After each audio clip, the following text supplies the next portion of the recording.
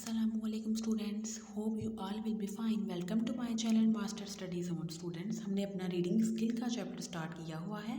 हमने अपने previous lecture में डिस्कस किया था रीडिंग स्पीड को एंड कैटेगरीज ऑफ रीडर को। तो स्टूडेंट्स, आज हम डिस्कस करेंगे कॉजेज़ ऑफ स्लो रीडिंग के स्लो रीडिंग के कॉजेज़ क्या क्या हैं। ऐसे स्टूडेंट्स जिनकी रीडिंग स्लो है उसका क्या उसके कॉजेज़ हैं कि वो स्लो रीडिंग क्यों करते हैं, उनकी क्या वजूहात हैं।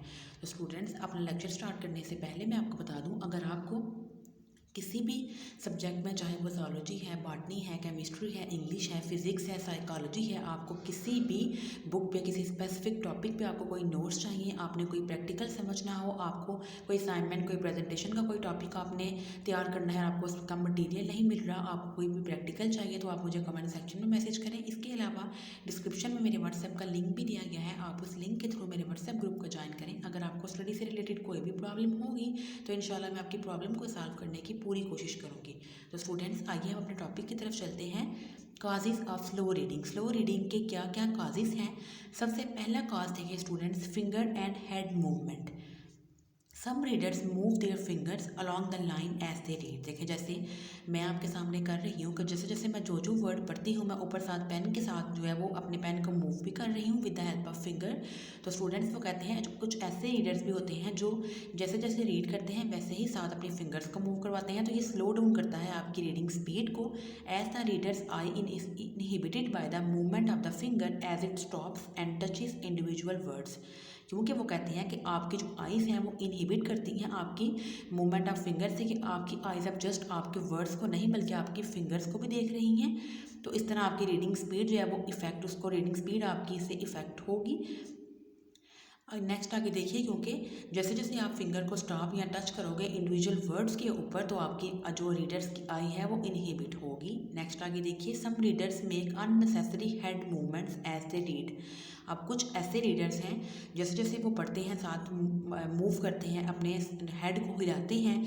This also inhibits hold in check reading speed since the eye are denied natural fixation. वो कहते हैं इस तरह भी आपकी जो रीडिंग स्पीड है वो इनहिबिट होती है, मीन्स के कम होती है, इसमें रुकावट आती है, क्योंकि आपकी जो आइज़ हैं उन्होंने इनकार कर दिया है, यानी कि आपकी आइज़ डिनाइड हो गई हैं। एक नेचुरल जो फिक्सेशन है, यानी कि जो उन्होंने एक जगह पे फिक्स करके आइज़ ने आपके वर्ड्स को देखना था, फोकस करना था, वो आपकी अब आइज़ ने डिनाइड कर दिया है कि वो अब वो एक जगह पे फोकस करके नहीं देख सकेंगे, क्योंकि साथ साथ आप अपने हेड को हिला रहे हो।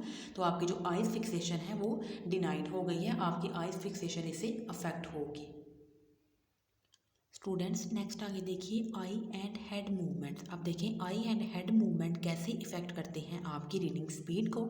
सम readers make unnecessary eye and head movements as they read. Their eyes move from word to word and so does their head. कि उनकी आइज भी मूव करती हैं वर्ड टू वर्ड के साथ और साथ उनका हेड भी। This also inhibits reading speed since the eyes are denied natural fixation. जैसे हमने पिछले अपने फिंगर एंड हेड मूवमेंट में पढ़ा था, सेम इसमें भी वही उन्होंने चीज़ एक्सप्लेन की हुई है। नेक्स्ट आगे देखिए स्टूडेंट्स, रिग्रेशन। अब रिग्रेशन देखें क्या है, इसका मतलब है बैकवर्ड आई मूवमेंट्स। अब देखें बैकवर्ड आई मूवमेंट का मतलब ये है कि देखिए जैसे कुछ स्टूडेंट्स ऐसे होते हैं, जैसे एक टीचर ने एक पेज पढ़ा की रीडिंग करवा दी, अब टीचर नेक्स्ट पेज पे मूव करनी है, लेकिन कुछ स्टूडेंट्स ऐसे हैं जो अभी भी पिछले पेज पे ही अटके हुए हैं, यानी कि वो अगले पेज की अब रीडिंग नहीं कर रहे, बल्कि अभी भी उनका जो ध्यान है वो पिछले पेज की तरफ ही था कि हमने जो पिछला पेज था उसमें हमने क्या पढ़ा था। या आप ये समझ लें, अगर टीचर ने एक टॉपिक पढ़ाया है, अब वो नेक्स्ट टॉपिक की तरफ मूव कर रही हैं, लेकिन स्टूडेंट्स अभी भी प्रीवियस टॉपिक पे ही हैं कि हमने इस टॉपिक में क्या पढ़ा, हमें क्या समझ आई और क्या समझ नहीं आई। That is called regression. इसको हम कहते हैं backward eye movements. The reader is reading and his eyes are sweeping forward and continuously advancing.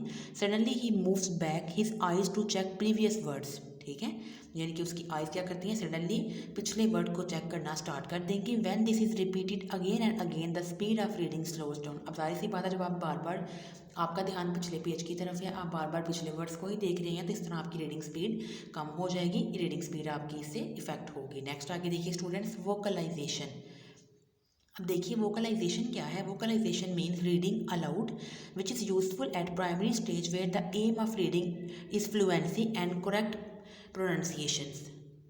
अब देखिए स्टूडेंट्स, वो कहते हैं वोकलाइजेशन का मतलब है कि आप ऊंची आवाज़ में रीडिंग कर रहे हो, जो कि तब यूज़फुल है जब आप प्राइमरी स्टेज पे हो, जब आपका एम क्या है कि आपने फ्लुएंसी लेके आनी है अपनी रीडिंग में और आपने करेक्ट अपनी प्रोनाउंसिएशन को आपने ठीक करना है। लेकिन इस स्टेज पे जब आप साइलेंट रीडर बने हो, it is considered to be a faulty habit. लेकिन साइलेंट रीडर, जब आप साइलेंट रीडिंग कर रहे हो इस स्टेज पे, ये एक अच्छी हैबिट नहीं है। Reading allowed is much slower then silent reading, ऊंची आवाज़ में पढ़ने में। और अगर आप सिर्फ खामोशी से अपनी आइज़ को जस्ट आप मूव कर रहे अगर आप सिर्फ ऑनली अपनी आइज़ को मूव करके रीडिंग कर रहे हो, तो डैट इज़ फास्टेस्ट रीडिंग। आपकी रीडिंग उस तब फास्ट होगी एज़ कम्पेयर टू अगर आप बोल के जो है वो आप पढ़ रहे हो, तो तब आपकी रीडिंग स्लो होगी।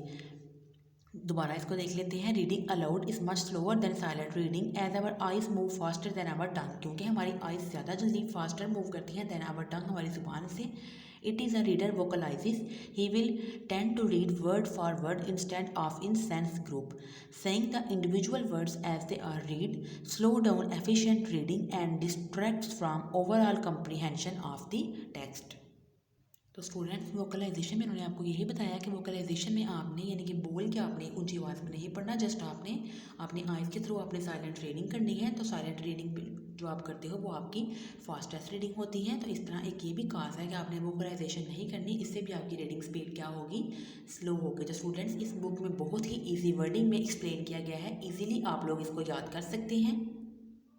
जस्ट आप इसको एक दफ़ा रीड करोगे तो इजीली आप इसको याद कर लोगे। इस बुक में कोई भी इतनी मुश्किल वर्डिंग नहीं है, आप एक दफ़ा मेरा लेक्चर अच्छे से सुन लेंगे और आप जस्ट एक दफ़ा इसको अगर रीड कर लोगे अच्छे से समझ के, तो आप इजीली इस क्वेश्चन को पेपर में अटैम्प्ट कर सकते हो। ये बहुत ही अच्छी बुक है, इसमें बहुत ही ईजी वर्डिंग यूज़ की गई है, इतने मुश्किल वर्ड्स भी नहीं है और बहुत ही ईजी में, बहुत ही कंसाइज वे में हर चीज़ को एक्सप्लेन किया गया है। नेक्स्ट आगे देखिए स्टूडेंट्स, सब वोकलाइजेशन, ये भी आपकी रीडिंग स्पीड को स्लो करती है। अब देखिए सब वोकलाइजेशन क्या है। Some reader do not utter the words in audible way but they murmur or mouth them. अब देखिए वो कहते हैं कुछ स्टूडेंट्स ऐसे हैं जो कि ऑडिबल वे, ऑडिबल मीन्स कि वो इस वे में तो नहीं करते कि वो दूसरे को वो वर्ड्स सुनाई दें, लेकिन वो मतलब मुंह में जैसे हम इतनी स्लो बोलें कि हमें खुद को समझ आ रही हो कि हम उन वर्ड्स को बोल रहे हैं, यानी कि बस हमारे अपने कान पर सुन सकें, या इवन कि इतनी स्लो आवाज़ हो कि हमारे अब खुद के कान भी उन आवाज़ों को ना सुन सके, उसको हम कहते हैं मरमर या माउथ डेम, कि हम मुंह में जो है वो वर्ड्स को पढ़ते हैं।